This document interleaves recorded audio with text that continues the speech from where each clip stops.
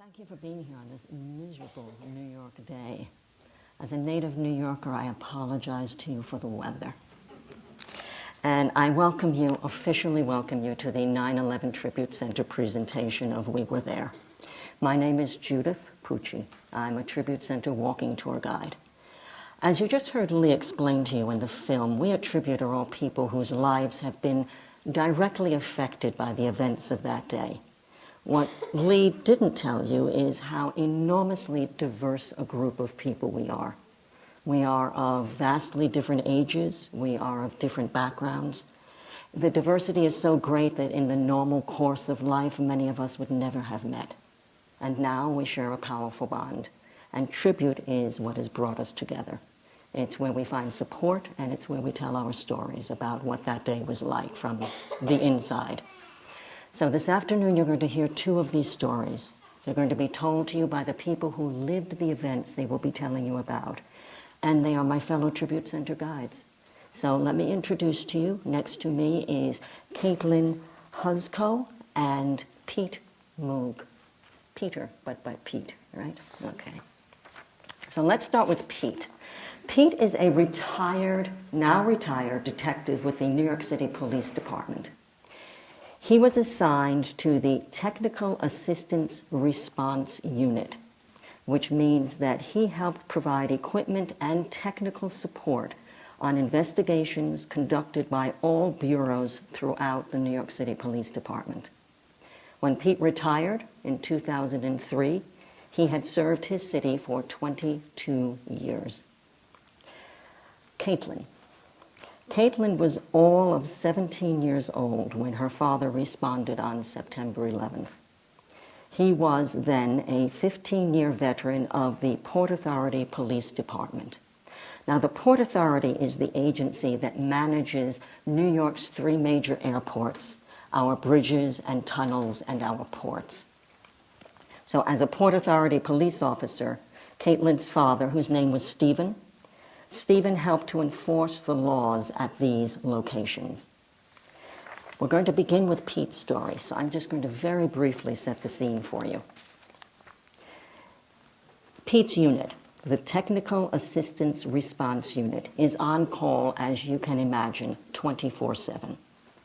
So although Pete was technically off duty the day of September 11th, as with so many of our first responders, once the attacks began, he went into action. Pete, I'm going to let you take it from there. Okay.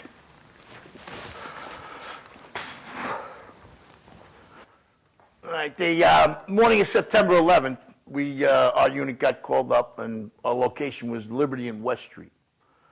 And at that time, both planes had struck the tower, and, there was a very chaotic scene, to say the least, going on as to what was going on and how we were going to mount this unbelievable rescue that was going on in front of us.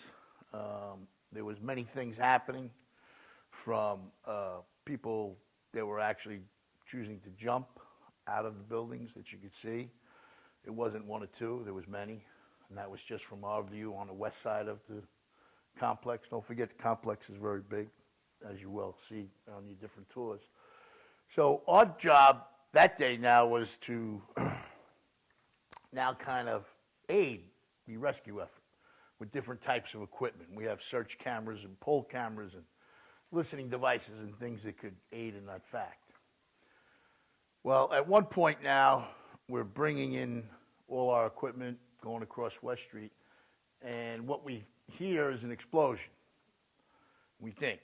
But it really isn't an explosion, it's the South Tower beginning to collapse. And we were just standing in the middle of West Street and Liberty, which is southwest corner of the Trade Center. Now, as they turn to run, because we think it's just debris from the airplane, it turns out it's the actual collapse of the building. As the building starts collapsing, you can see it pancaking and this black cloud coming down. Basically, pressure, like a opposite effect, like a jack-in-the-box. If you pushed on the jack-in-the-box hard enough, it would blow out to the sides. That's what was happening with the building. And when it caught up to us, I was a little bit thinner then. So, I mean, it wasn't as big as I am now. So it picked us up and threw us off my feet in the air. I don't know how many feet. I was very surprised at how far it did throw us. I was standing next to my partner, who at the time was less than a foot from me. I no longer could find him. So one of the things that you learn in the police department is sometimes you have to compromise all the things you learn in the police academy. And this is kind of the gist of my story. Now trapped in the corner like a rat under the south pedestrian walkway, smelling bodies burning, smelling all sorts of things and having a very difficult time breathing, one of the guys that I was trapped with had the foresight to fire his gun into a window, because downtown a lot of the windows are very thick, the glass, more than a foot thick, some of them, especially on the lower floors. We're trapped under the south pedestrian walkway, which is the only piece of the Trade Center that's still left standing out there. You can still see it. If it had collapsed like the north, I would be dead. And some other guy, at least 12 others that were with me. So this one guy, Tim McGinn, takes out his firearm and he fires some rounds into the window, and we're able to save ourselves by getting into this lobby of the Oppenheimer building, One World Financial, which is across the street. So now we gather ourselves up quickly, try and figure out what's going on. So we have to go out again because now we're missing original people that were standing close to us. So we go out, and that's one of the things that they tell you never to do. Never fire your gun, never fire your gun, never fire your gun. Last resort, last resort. So Timmy, thank God, tried it. I was standing there with my hammer, my whatever I had in my hand, my helmet, my radio, trying to break the window to get in. Wouldn't work like other guys. So now all of a sudden we get outside, we find out, what are we trying to do? Okay, we hear people calling for help. We can hear some of the firemen's. They have a non-movement alarm that goes off on their Scott pack. It's a very piercing sound. You can hear it going off all over the place. Then we move in a group trying to get it done. The guy yells, "Look out, the North Tower's collapsing." It seems like a long time when you're out there working, but in essence, it was very short. Now we have this black cloud coming at us again. Doesn't blow us off our feet as much as the first one because we're further away. So now we get back into the game after we get out of a parking garage, and now all of a sudden we're sitting on a park bench down by the water, covered in white, can't see, can barely see. So we need some water. We need some type of water. So what do? We kind of compromise our rules again. We break into a deli. We throw something through the window. We go in and get some bottles of water. We wash our eyes out. We're sitting on a park bench, and now I hear this roar of another jet coming in. I'm with 15 or 20 guys, so I turn around. I get off my butt, and I go over to a mailbox. I take some cover. I point up my gun at this loud noise coming at me from the south. And they're all laughing. And I'm standing there, what are you laughing at? You're going to shoot down that F-16 with your pea shooter? Because it was one of our jets finally coming through. It was a fighter jet. They realized it was, and I didn't, but I figured I'd go at least with trying in one shot anyway. But it was a little humor at the point, and we got, able to go. So now we get back with our groups, and now we're assigned to our different tasks of rescue. So now we have to get many cameras to point in the voids. It all wasn't just muscle. It all wasn't just picking things up and moving them, whether it was with a grappler or something like that. When you got close and you thought somebody might be alive or there might be something there, you'd want to make a good look. So we had these pole cameras. But they weren't very flexible. They were very inflexible. So again, our ingenuity comes in, and a couple of guys say, hey, why don't we get fiber optic camera on a line and tape it with some duct tape to some fishing poles that are, a little flexible, and we can get into voids and get a little further down than we can now. Well, it turns out there's Paragon Sports up on Broadway, so what did we do again? We broke in. Got a couple of fishing poles. We came back, did our duct tape. So those were some of the 3 different things that we did that really compromised and made us grow into different types of people. But at the time, you wanted to make sure that you accomplished the goal, which was aiding in the rescue. And, it wasn't like we didn't tell the guys, hey, we broke in, we took these things, and we made sure, we left a cop there and secured the scene. So it wasn't like it was just lawlessness breaking in, but we were able to achieve a couple of things and get those things going. And as, the rescue, it proved to be very helpful.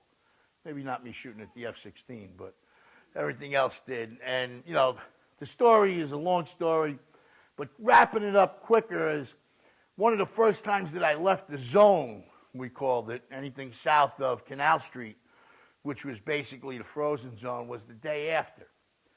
Now, many people may not think this, but a lot of people don't like police officers, which has always been the case in New York, which sometimes you see, sometimes you don't. Firemen, they come, they help you, they put the fire out.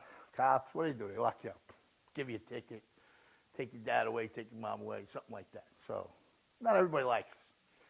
But when I left that zone, going north to Canal Street, covered in dust, there were people lined up all the way up West Street.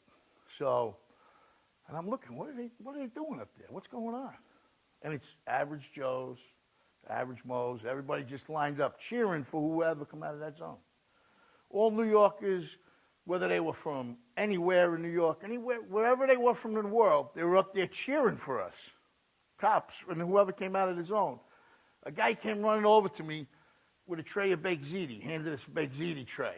Another guy's waving, you need cash? I'm like, what do I need cash for? I'm like, yeah. Another guy had a pair of boots he handed out. But that's kind of like the spirit of New York. They didn't ask whether I was, a cop or a fireman. Some probably knew because, we had a police car or whatever. But some didn't know. Some did. They didn't care. They just wanted to know that there was somebody alive and that they helped. So that was my biggest thing about 9/11. It wasn't just one operation that was done by rescue workers. It was done by everybody. It was done by New Yorkers, people from all over the world. Cards and letters that we answered were from all over the world.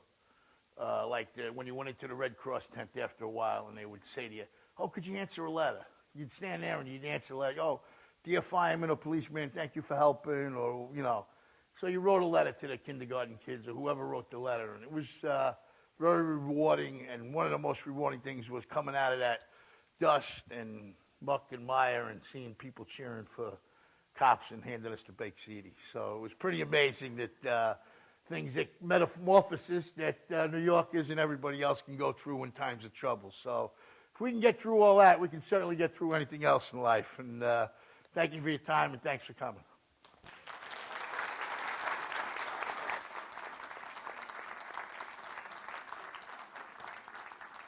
Anyone has baked ziti, you can just leave it outside the door.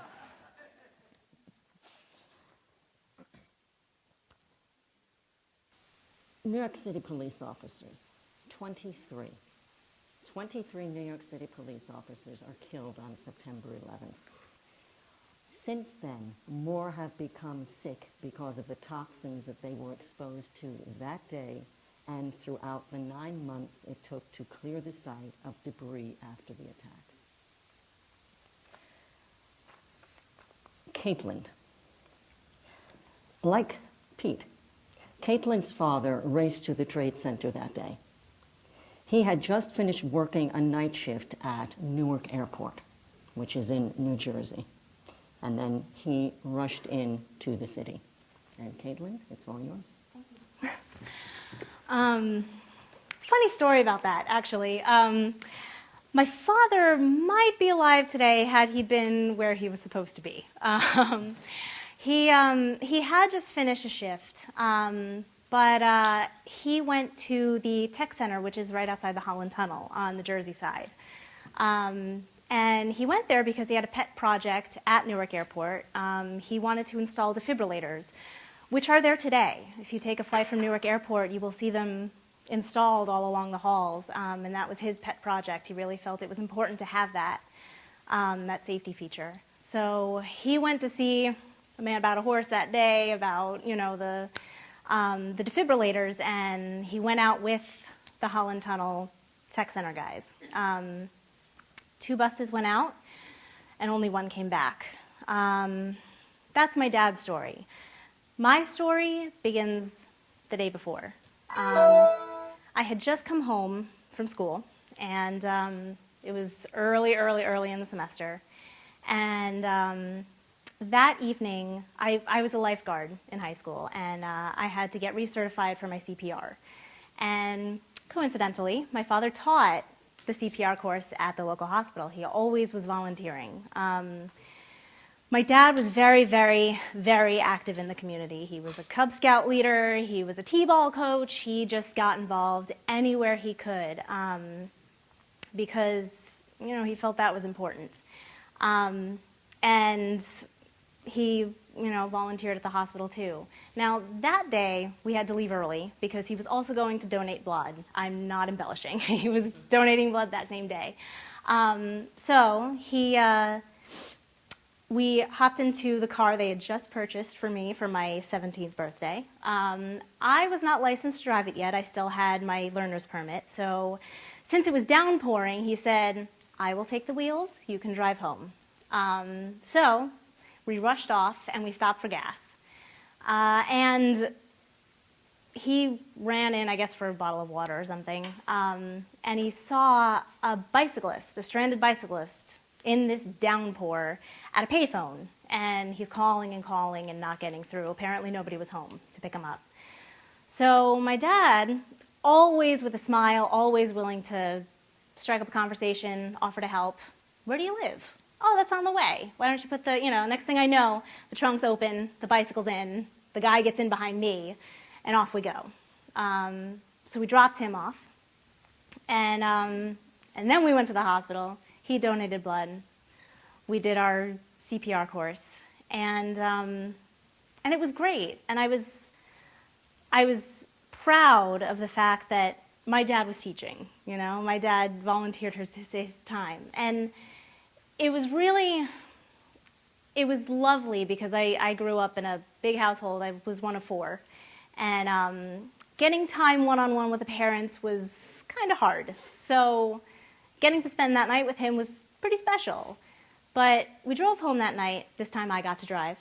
And we listened to the radio, and I wish with all my heart I could share what we talked about that day. But it was very unremarkable. I had no idea how remarkable it would be that I got to spend that last night with him. So we got home. I finished up the rest of my homework. I went to bed. He went to work. And the next day, I was at school.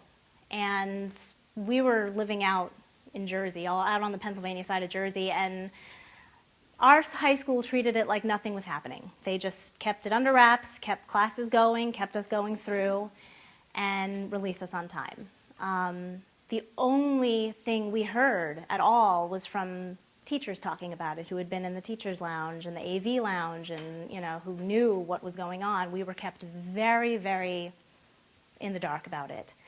So I only got it in bits and pieces. So all I could tell was, okay, the towers are gone, but Dad's there helping. Dad's there cleaning up. Dad's, he's there helping with the rescue effort. I didn't know anything.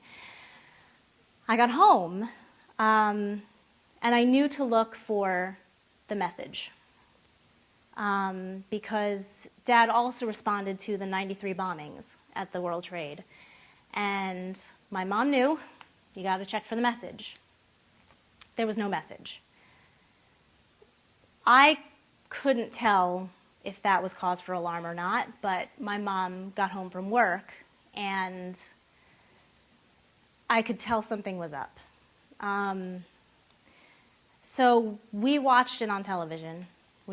I wasn't there. My dad was, Pete was.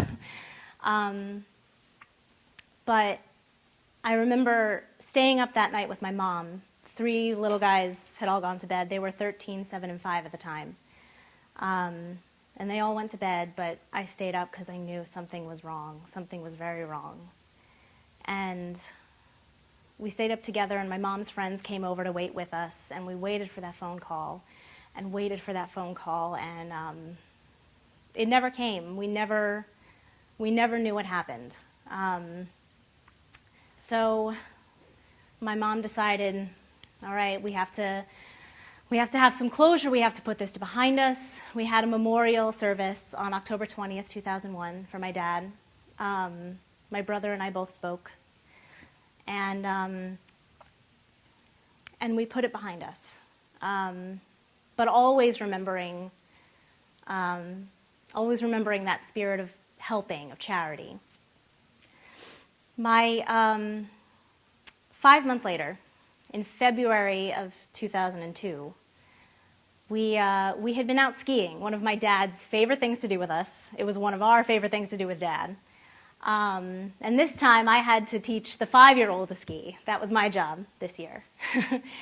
And we had gotten home, and the four of us kids were exhausted. My mom always sat in the lounge and read a book.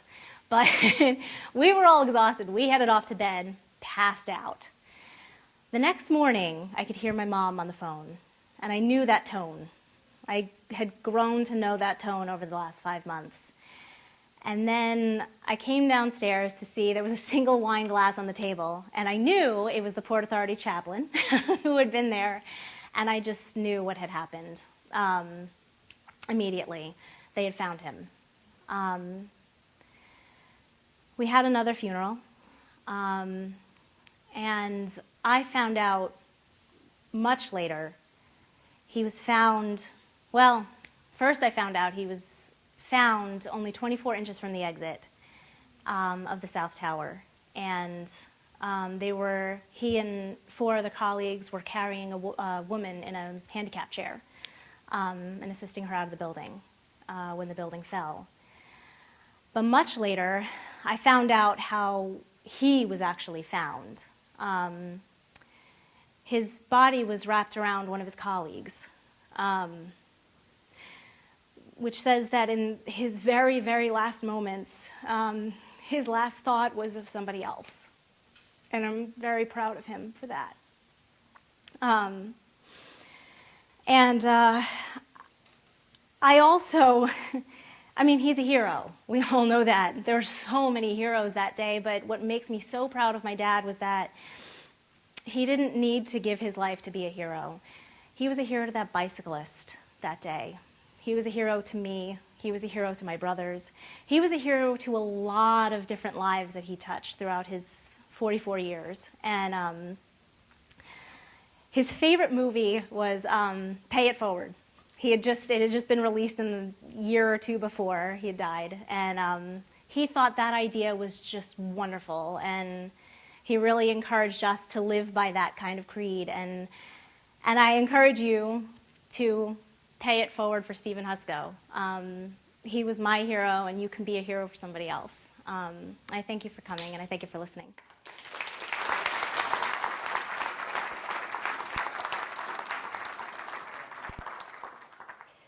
Another number, 37. That's how many Port Authority police officers were killed on September 11th. So, 37 Port Authority police, 23 New York City police officers, and 343 New York City firefighters. So we all know, even if you didn't know the numbers before today, you knew that this city's first responders had paid a tremendous price that day. What many of us don't realize is that Kaitlin is one of a little over 3,000 children who had a parent die on September 11th. What I would like to do now is open this up to you.